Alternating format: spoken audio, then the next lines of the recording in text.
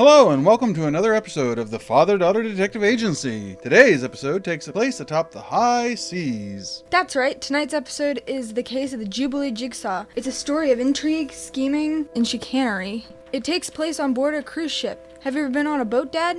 No, I'm afraid of the ocean. What? It has pee in it. What do you mean it has pee in it?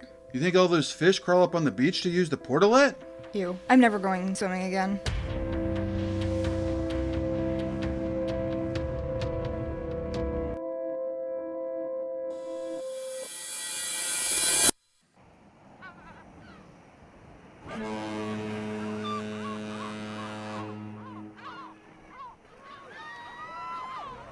Haha! Welcome aboard, everybody! Prepare for adrenaline-pumping, edge-of-your-seat, heart-racing excitement activity for you today. Zip lining! Step right up! Who wants to be first across the zip line? Me, over here, pick me, look over here! Step right up, son. What's your name? Billy, sir! Well, all right then, Billy. Step right into the harness then, that's right. Make sure it's good and snug, okay? Really clip you in and away you go! Okay, who's next? I guess I'll give it a try. That's the spirit. I'm very nervous. Ah, no worries. You saw that little Billy made it safely to the other side. Yes. Okay then, step into the harness, that's right. Okay, now let me clip you in and 1, 2, 3! Quick! Someone grab a life preserver! Grab that pole there, you there! Try and fish her out! Help's on the way, ma'am, try not to panic. Grace and I are called into headquarters to meet with the captain. I brought you to an inn for a very serious mission. There's been a suspicious death on the cruise ship, no doubt about it. There's been a death, no doubt about it. Correct. Do you know the name of the ship? No doubt about it. No doubt? About it. I have no doubt that there's a ship, but I'm asking, do you know the name? No doubt about it. I'm beginning to doubt. Please just answer this simple question. Do you know the name of the ship? No doubt about it. So, what is it? No doubt? About it. So, the name of the ship is About It? No doubt about it. Doubt about it? No doubt about it. Doubt about. No doubt about it. So, I'm looking for the ship, no doubt about it. No doubt. No sweat. Few questions, though. Any suspects? So far, there are 3.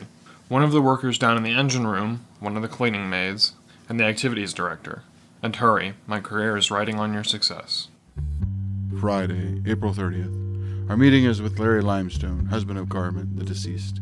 We meet in his cabin room. The room is huge, 4 times larger than the typical passenger cabin on the ship, with gold inlays, plush furniture, and crystal glasses that line the bar. A large French door opens out onto a private balcony. A man in a black suit stands motionless on the opposite corner. Grace, why does he get a bigger room than us? He's rich. And Newsflash, rich people get nicer rooms. I think everyone should get the same room. Shut up, you communist. Who's the stiff in the corner? That's my valet. I believe it's pronounced valet. No, sir. It is in fact valet. You're thinking of a person who parks your car. No, that's a valley. I believe you're thinking of the place between 2 hills. No, that's a dale. Also known as a veil.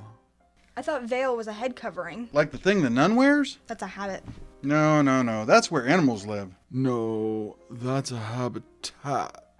A habitate is where they live. A habitat is those little creatures from the Lord of the Rings. No, that's a hobbit. I thought a hobbit was where the vicar lives. No, that's an abbot. I thought the H was silent, as in herbit. No, you pronounce the H. So they're herbs?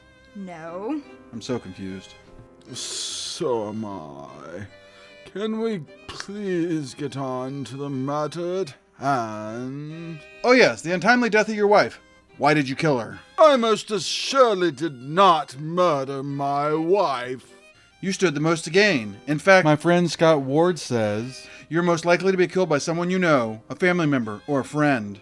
That's why I don't have any friends. They're dangerous. That's a smart girl. That may be, sir, but I assure you I did not kill her.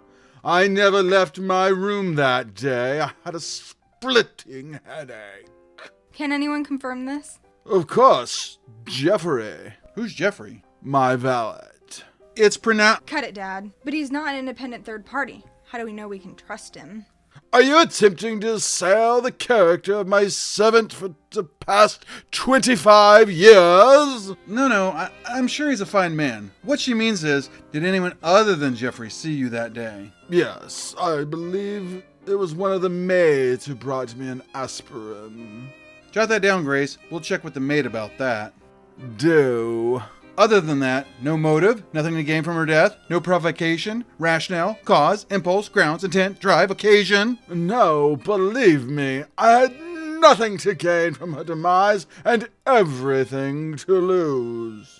Meaning? She has all the bells in our Animal Crossing game, and I wouldn't begin to know how to proceed without her. You play too. Would you add me? Grace! What? I think we'll be going now. Thank you for your time. Yes, and do tell me if you discover a thing. I'm desperate to know what happened to her. Saturday, May 1st. A beautiful day out on the water.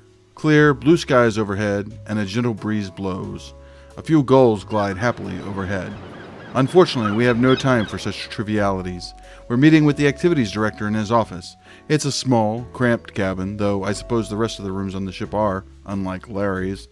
On one wall, a shelving unit is filled with pop dolls, still in box. They must be worth a fortune. That's not how that works. Never mind. You do you. Several rows of tiki lights and fake palm leaves are strung along the ceiling. Martin Denny's Enchanted Sea can be heard coming from a radio somewhere in the room. The activities director wears a white shirt embroidered with flowers. He sports a Van Dyke and has somehow managed to stuff himself into a pair of skin-tight pleather pants a la 1970s Tom Jones. What's new, pussycat? Sorry, tell us a little bit about yourself, Mr. Lopez. Coger para arriba abajo, entonces después te pone para arriba, a la izquierda, de la derecha, debajo de las piernas, entre la entrepierna, los tobillos, todo. I'm sorry, but neither of us are fluent in Spanish. Well, sorry about that. I forget that not everyone speaks my native tongue. It's such a beautiful language, such a rich history. It is the world's second most spoken native language. The precursor of Spanish dates back to the 9th century. The most important influences on the Spanish lexicon came from neighboring Romance languages. Mozarabic, Navarro-Aragonese, Leonese, Catalan, Portuguese, Galician, Occitan, and later French and Italian. Get on with it. It's true. Check Wikipedia. Tell us where you were when this happened. I was right there. I personally checked the straps that morning. We follow a detailed 12-step inspection process per 29 CFR 1910.147 that involves establishing responsibility, verification of authorization, compliance and sign-off of all hazmat SOPs, and all appropriate MSDS manual. Identify all necessary personal protective equipment, visual inspection, ensuring controls have to be returned to their safest position, determine the isolating device, then lockout, tag out, verify the lockout, disconnect all primary energy sources, address all secondary sources, clear tools and materials from the zipline, check for zero energy state of the equipment, the tug and pull test, and I even bit it with my teeth. Wait, that was only 11 steps. Oh, and then I clipped her in myself. Yeah, then how do you explain the cable malfunction? But I don't know. I must have missed something in the inspection. I can never forgive myself for this. Truly a tragedy. Thank you for your time, Mr. Lopez. We'll be in touch. Later that same day, we meet with Marcus, the maintenance man outside of the engine room. The hall is dimly lit by yellowish sodium vapor lamps that line the wall, and the air is filled with toxic fumes. Oil stains the floor, and grease seems to coat every single surface.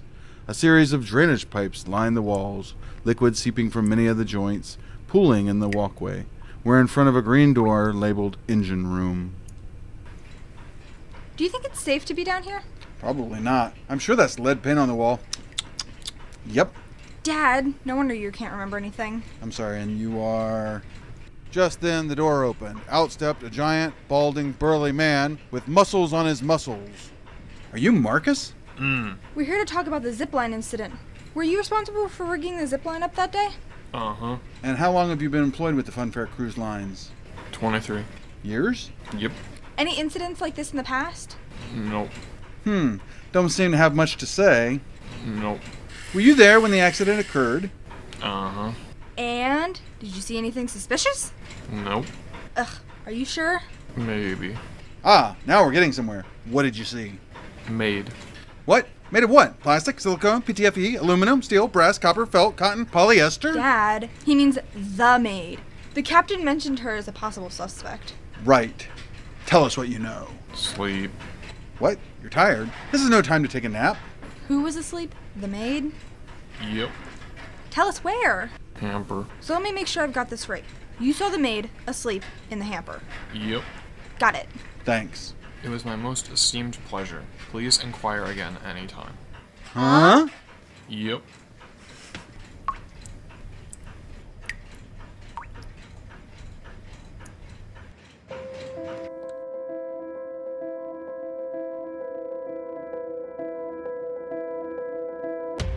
This has been the Father-Daughter Detective Agency, the case of the Jubilee Jigsaw, Episode 1. Tune in next time when Gladys from HR says, Now, what can I do you for?